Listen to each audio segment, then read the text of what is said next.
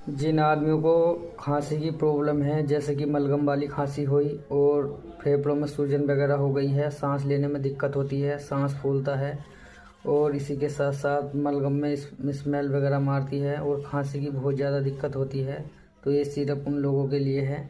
और गाइस, ये एक शुगर फ्री का सिरप होता है और ये बहुत अच्छा सिरप होता है। तो इसकी प्राइस की बात कर लेते हैं, तो ये आपको 100 रुपीज़ में किसी भी मेडिकल शॉप से आसानी से देखने को मिल जाता है।